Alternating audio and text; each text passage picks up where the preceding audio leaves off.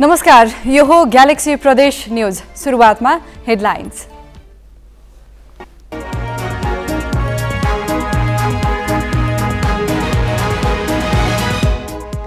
प्रदेशमा एकका मुख्यमन्त्री राईद्वारा मन्त्री परिषद विस्तार, मन्त्रालयको संख्या 12 पुग्यो, मन्त्री परिषद 14 सदस्यीय। सुस्तामा 6 वर्ष अघि निर्माण थालिएको नेपाल भारत जोड्ने पुल अझै बनेन, नागरिकहरू जोखिमयुक्त यात्रा गर्न बाध्य। ट्र्याक खोलिएको 14 वर्षमा पनि भएन खलङ्गा 5 काटिया सडकको स्तरोन्नति, ठूला गाडी चल्दैनन्, सानामा यात्रुको चाप हुँदा दुर्घटनाको जोखिम। र दैलेखको गुराँसे क्षेत्रमा हिउँ हेर्नेको घुइँचो, हिउँमा रमाउन बाल बालिकादेखि वृद्ध वृद्धासम्म निस्किएपछि सडकै जाम।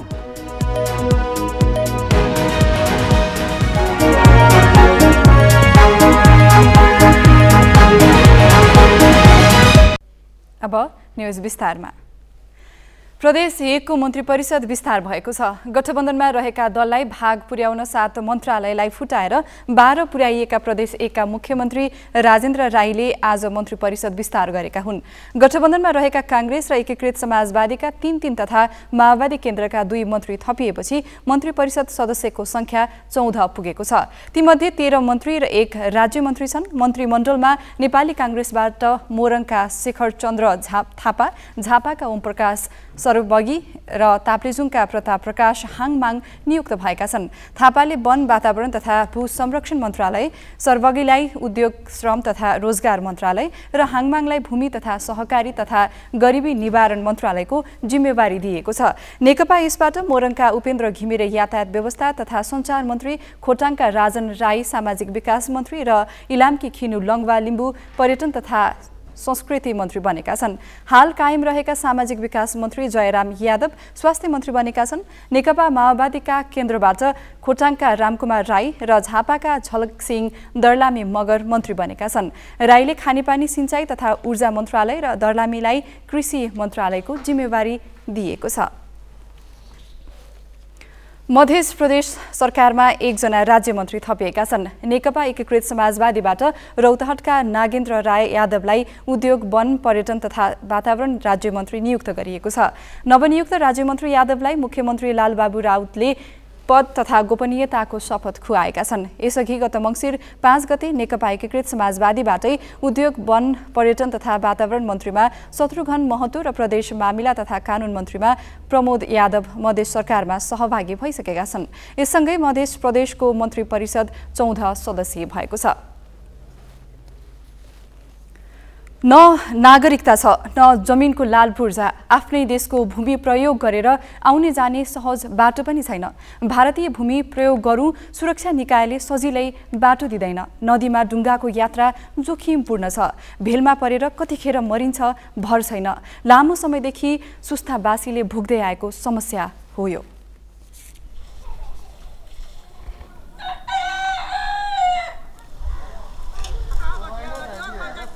2022 मा राजा महेन्द्रले नेपाली भूमि बचाउन वन फडानी गरी सुस्तामा बस्ती बसाले। सुस्ताको भूमि र सीमा रक्षालाई ध्यानमा राखेर राजाले बस्ती बसाएका थिए। 2029 सालमा नापी गरी लाल पूर्जा वितरण गरियो। सोही लाल पूर्जाको आधारमा आफ्नो जमिनमा जेनतेन कमाई गरेर सीमा रक्षा गरिरहेका सुस्तावासीलाई 34 सालमा नारायणी नदीमा आएको बाढीले छिन्न भिन्न बनायो, बेघर बनाइदियो। तत्काल उद्धार गरी त्रिवेणी, केवलानी लगायतका सुरक्षित स्थानमा सारियो। तत्कालीन सरकारले नागरिकता नभएकालाई अन्यत्र स्थानान्तरण गर्न नसक्ने जनाएपछि नागरिकता विहीन पुनः सुस्ता फर्किए। भारतीय अतिक्रमणबाट बाँकी जमिन खनजोत गरेर त्यही गुजारा गर्न थाले। सुस्तावासीले कठिनाई भोगेको 56 वर्ष बित्यो, कुनै परिवर्तन आएन। अहिले सुस्तामा न्यूनतम आधारभूत मानवीय आवश्यकता पनि पूरा भएको छैन। यातायातको असुविधा सुस्तावासीलाई सबैभन्दा बढी दुख्ने घाउ हो। सरकारले नारायणी नदीमाथि झोलुङ्गे पुल बनाउन पिल्लर उठाएको छ, तर पुल बनेको छैन। पुल चाहिँ एकदम छिटो भन्दा छिटो बनोस् भन्ने मेरो चाहना र एकदम पुल बनिसकेपछि सबैजनालाई सजिलो हुन्छ जस्तो मलाई चाहिँ लाग्छ। सजिलो हुन्छ जस्तो होइन, सजिलो नै हुन्छ, किनभने एकदम दुःख पाइयो सबैजनाले। नेपालको बासिन्दा भएर नेपालमै छौँ भनेर पनि अब यता पारीको मान्छेहरूले चाहिँ कतिपयले हामी अहिलेसम्म नेपाल गएको छैनौँ पनि भनेको सुनेको छु मैले आफैले। दुःख बिमार पर्दा होस् या किनमेलका लागि बजार जान पुलकै आवश्यकता पर्छ। भारतीय भूमि प्रयोग गर्दा नागरिकता खोज्छ, अन्यथा यात्रा गर्न दिँदैन। सरकारले नागरिकता दिएको छैन, यसले सुस्ताबासीमा पीडा झनै थपेको छ। सबसे ज्यादा हमनी के परेशानी बा पुल ना भइला से। बरसात में हमनी के बाजार पढ़ाई लिखाई बच्चा के जब ले सूखा सड़क रहता तब ले तो इंडिया चाहे कहीं जाके आदमी पढ़ता, और ओकरा बाद से अगर माना बरसात आ जाता तो मेरा पढ़ले लिखले में लड़का के परेशानी होता, मेडिकल गैला में परेशानी होता, कोई भी हमनी के व्यवसाय कैला में परेशानी होता। इंडिया गैला में बहुत ज़्यादा मुश्किल बा। इंडिया के एसएसबी हर टाइम हमनी के परेशानी देता आइला गैला में। दैनिक आवत जावतमा पुलको समस्या मात्रै होइन, सुस्तामा आधारभूत भन्दा माथिको शिक्षा लिने शिक्षालय पनि छैन। आधारभूत भन्दा माथि पढ्न भारत या नेपालको अन्य ठाउँमा जानुपर्छ, जुन कमजोर आय भएका सुस्तावासीलाई त्यति सहज छैन। बिहारतिर जाँदाखेरि त्यो औषधि गराउँदा उसले भन्छ कि एसएसपीले भन्छ खोइ तिम्रो केही छ प्रमाण छ, नागरिकता त्यो सुस्तामा घर छ भने नागरिकता देखाऊ। अनि बहुतजनाको नागरिकतै छैन। पारी जानको लागि पुलै छैन। डुङ्गामा जाँदा आउँदाखेरि बहुत खाँचो हुन्छ। सुस्तावासीलाई सबैभन्दा धेरै पीडा साउन भदौमा डुङ्गामा नदी तर्दा हुन्छ। पुल निर्माण सुरु भएको 5 वर्ष बित्यो तर अहिलेसम्म बनेको छैन। बिमारी हुँदा भारतका सुरक्षाकर्मीले जानै दिँदैन। नेपालमा डुङ्गाबाट जाउँ भने नारायणीको भेलले रोक्छ। पुलको समस्याले विद्यालयमा आउजाउ नियमित हुँदैन। कोठा भाडामा लिएर बस्न आर्थिक स्थितिले दिँदैन।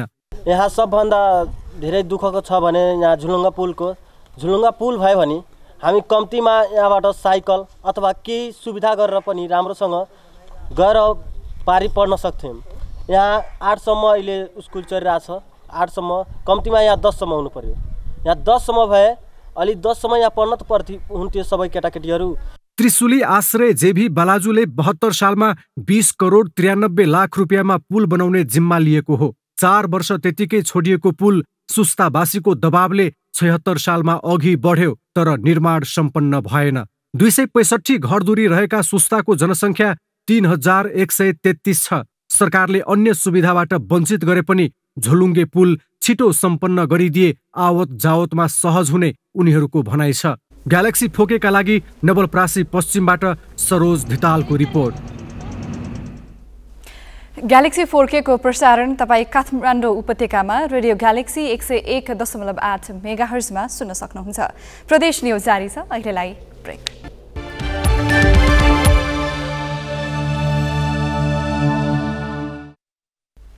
अब बाँकी न्युज। जाजरकोटको खलङ्गाबाट रिसाङ बाउन्थान हुँदै पासकाटिया पुग्ने सडकको ट्र्याक खोलिएको 14 वर्ष भइसक्दा पनि स्तर उन्नति हुन सकेको छैन। सडक सुधार नभएकोले यस सडक खण्ड हुँदै यात्रा सकसपूर्ण बन्दै आएको छ। साँघुरो र खाल्डा खुल्डी बढी भएका कारण यस सडक खण्डमा ठूला सवारी चल्दैनन्। साना सवारीमा यात्रुको चाप बढी हुने भएकाले दुर्घटनाको जोखिम पनि बढेको छ। कतिपय अवस्थामा त पैदलै हिँडेर गन्तव्यमा पुग्नुपर्ने बाध्यता छ। हिउँदोमा मात्रै चल्ने, बर्खा नचल्ने, अनि पहिला गई अनि सरकारले पनि हेर्छ ठाउँ विकास हाल्ने, अनि त्यो बाटो मार्दै उयो माटो मार्दै छर्ने काम गर्ने, प्राविधिकले पनि खाने। यस्तो अप्ठ्यारो भए हुनाले हामीलाई साह्रै अप्ठ्यारो भएको छ यहाँ बाटाबाट। हिउँदमा जसोतसो साना सवारी चले पनि बर्खा लागेपछि आवत जावत बन्द हुन्छ। सडक सञ्चालन नियमित नहुँदा सबैभन्दा बढी बिरामी अप्ठ्यारोमा परेका छन्। कमजोर सडककै कारण उपचारका लागि बिरामीलाई अस्पतालसम्म पुर्याउन समस्या छ। रामेछापको मन्थली नगरपालिकाका किसान प्रारम्भिक खेतीतर्फ आकर्षित भएका छन्। मन्थली 2 कठजोरका किसान विषादी र रासायनिक मलको प्रयोग बिना नै खेती गर्दै राम्रो उत्पादन लिन थालेका हुन्। प्रारम्भिक मलको प्रयोगबाट कृषि उपजहरू प्रशस्त उत्पादन हुन थालेपछि किसान पनि उत्साहित बनेका छन्। कठजोरका केही किसानले बागमती प्रदेश सरकारको प्राङ्गारिक कृषि प्रवर्धन कार्यक्रम अन्तर्गत पनि व्यावसायिक प्राङ्गारिक खेती गरिरहेका छन्। प्रदेश सरकारको प्राङ्गारिक कृषि प्रवर्धन कार्यक्रम मार्फत टनेल बनाएर बेमौसमी तरकारी खेती गरिरहेका छन्। गाउँमा अरू पनि उत्साहित हुनुभएको छ र उहाँहरूले पनि सानोतिनो भने पनि टनलहरू निर्माण गरेर जुन कार्य सुरु गर्नुभएको छ त्यसबाट पनि उहाँहरू पनि धेरै उत्साहित हुनुभएको छ। प्राङ्गारिक खेती प्रणालीबाट राम्रो उत्पादन हुन थालेपछि किसान पनि उत्साहित बनेका छन्। टमाटर, काउली, खुर्सानी, आलु लगायतका तरकारी फस्टाएपछि मेहनत अनुसारको प्रतिफल पाउनेमा उनीहरू ढुक्क छन्। फुर्सद लागेको बेला थके लागेको बेला गयो, त्यहाँ गएपछि तरकारी हेर्दाखेरि त्यो थकेसके मेटिने अनि त्यसलाई नै सुमसुमाउनु मन लाग्ने अनि सुमसुमेपछि त्यो राम्रो भइदियो। राम्रो भइदिएपछि त्यसको चाहिँ अनि आफूले पनि चट्टा खाइदियो एउटा दुईवटा अनि त्यहाँबाट बिक्री गर्दाखेरि 2 पैसा भयो। त्यसको त हामीलाई त आम्दानी नै आम्दानी देखियो, हाम्रो खर्च त केही देखिएन। हेर्नुहोस् अब बिहान आफ्नो घर अगाडि छ, उही घरमै छ अनि यसो भोग लाग्यो भने पनि आफ्नो तरकारीपट्टि हेर्न गयो, भोग पनि टर्दिने। प्राङ्गारिक मल बनाउन आफ्नै वरपरका झार पतिङ्गर, घरबाट निस्किएको फोहोर, घरपालुवा गाई वस्तुको गोबर तथा बाख्राको मलमूत्र खेतीका लागि सर्वसुलभ र प्रभावकारी मानिन्छ। प्राङ्गारिक खेतीमा किसानहरूलाई थप आकर्षित गर्न कृषि ज्ञान केन्द्र रामेछापले विभिन्न कार्यक्रम मार्फत सहयोग पनि गरिरहेको छ। खास गरेर ड्रमहरूदेखि लिएर हैन त्यस्ता कुराहरूमा चाहिँ हामीले सहयोग गरेका छौँ। अनि यो भर्मी कम्पोस्टहरूको भर्मी कम्पोस्टको लागि भर्मी सेट निर्माण गर्ने मुख्य रूपमा चाहिँ हाम्रो प्राङ्गारिक खेती प्रवर्धनतर्फ यस्ता कार्यक्रमहरू नै छन्। खास गरी हरियो सागसब्जी र अन्य तरकारी बालीमा विषादीको प्रयोगले जनस्वास्थ्यमै प्रतिकूल असर पार्दै आएको छ। यस्ता प्रयोग छाडेर रामेछापका किसान प्राङ्गारिक खेतीमा आकर्षित हुनु सकारात्मक छ। उनीहरूको यो प्रयासमा स्थानीय र प्रदेश सरकारको भने साथ सहयोग आवश्यक देखिन्छ। ग्यालेक्सी फोकेका लागि रामेछापबाट नवराज श्रेष्ठको रिपोर्ट। ग्यालेक्सी प्रदेश न्यूज अझै जारी छ। अहिलेलाई पुनः ब्रेक।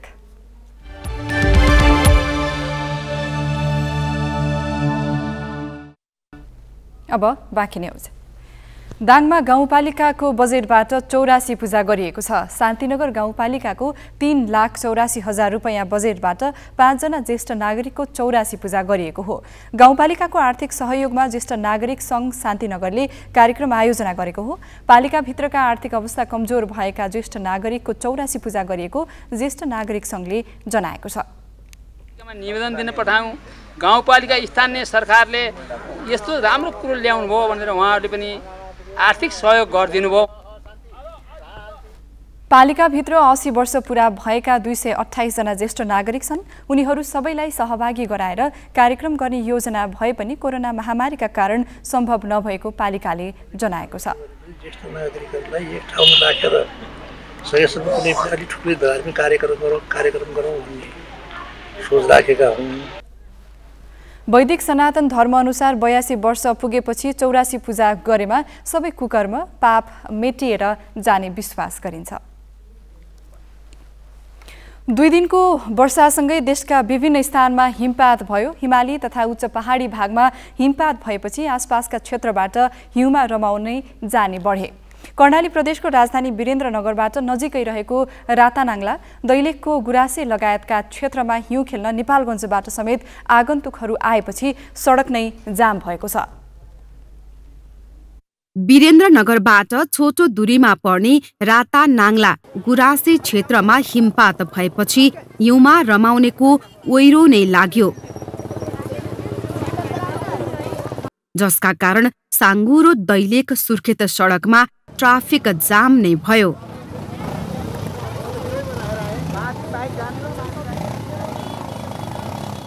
आइतबार भने आंशिक रूपमा जाम हटेको छ।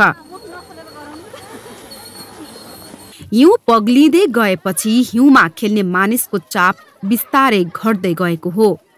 अघिल्ला वर्षमा भन्दा यस वर्ष बढी हिमपात भएकोले बाँकेको कोहलपुर, नेपालगञ्ज लगायतका ठाउँबाट समेत आन्तरिक पर्यटक आएका छन्। जीवनमा पहिलो पटक हिउँ देख्न पाउँदा एकदमै खुसी लागेको कतिपयले अनुभव सुनाए। धेरै राम्रो लाग्यो, तर अलि ढिलो भयो हामीलाई ट्राफिकले गर्दा। इफ हामी बिहान पुग्थ्यौँ भने झन् राम्रो हुन्थ्यो। म यो हिउँ हेर्न फर्स्ट चोटि आएको, तर हामी जहिले पनि आउँथ्यौँ सुर्खेतसम्म गइहाल्थ्यो, तर हिउँ हेर्नको लागि आज फर्स्ट टाइम आएको लागि। हिउँ हेर्न रातानाङ्ला र गुराँसे पुग्नेमा युवादेखि पाका उमेरका मानिस समेत छन्। उनीहरू चिसोको परवाह नगरी बालबच्चा काखमा च्यापेर हिउँ हेर्न पुगेका हुन्। वीरेन्द्रनगरबाट 25 किलोमिटर दूरीमा पर्ने सिद्ध पाइलामा ट्राफिक जाम भएपछि घण्टौं हिँडेर मानिसहरू हिउँ हेर्न पुगेका हुन्। हिउँमा खेल्ने चाहनाले बाटोको सकसपूर्ण यात्रा र चिसो बिर्सिएको हिउँ हेर्न पुगेकाहरू बताउँछन्। गाडी मिलाउँला भने गाडी जाम भएर तल रहिगयो, पैदल आइयो, यहाँसम्म आउन सकिँदो रहेछ। जे होस् आइयो, आफ्नो पुरानो गोठेरी हेरियो, सिद्धको पाइला हेरियो, हामीले त्यहाँ बस्ने पूजा गर्ने गरेको ठाउँ होइन। अनि त्यसो भएर राम्रो खुसी लाग्यो कि मलाई, आज रमाइलो लाग्यो। बाटो चाहिँ एकदम भिड, यस्तो कहिले पनि देखेका थिएनौँ। एकदम रमाइलो, एक्साइटेड भइरहेका छौँ। हेर्न त पहिला पनि आएको बेला हेरेको थिएँ, छोराछोरी लिएर आएको हुनाले चाहिँ अहिले एकदम धेरै रमाइलो। जसकी फाँटमा चाहिँ त्यति धेरै मान्छेहरू हुनुहुँदैन, यहाँ आउँदाखेरि चाहिँ एकदम रमाइलो। हिँडेको पनि थाहा नै छैन कि एकदम रमाइलो महसुस भइरहेको छ। रातानाङ्ला र दैलेखको गुराँसे क्षेत्रमा 1 दशक यताकै बाक्लो हिउँ परेको हो। हिउँ परेपछि वर्षेनी धेरै आन्तरिक पर्यटक यस ठाउँमा पुग्ने गर्छन्। हिउँ परेपछि यस क्षेत्रमा सानोतिनो उत्सव नै लाग्ने गर्छ। ग्यालेक्सी फोकेका लागि क्यामेरामा विकास खत्रीका साथमा सुर्खेतबाट वसन्त भण्डारीको रिपोर्ट। ग्यालेक्सी प्रदेश न्यूज सक्नु अघि हेडलाइन्स।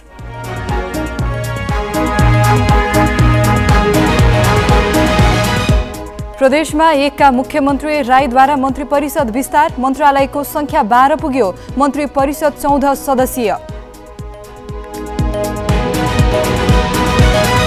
सुस्तामा 6 वर्ष अघि निर्माण थालिएको नेपाल भारत जोड्ने पुल अझै बनेन, नागरिकहरू जोखिमयुक्त यात्रा गर्न बाध्य। ट्र्याक खोलिएको 14 वर्षमा पनि भएन खलङ्गा 5 काटिया सडकको स्तर उन्नति, ठूला गाडी चल्दैनन्, सानामा यात्रुको चाप हुँदा दुर्घटनाको जोखिम। र दैलेखको गुराँसे क्षेत्रमा हिउँ हेर्नेको घुइँचो, हिउँमा रमाउन बाल बालिकादेखि वृद्ध वृद्धासम्म निस्किएपछि सडकै जाम।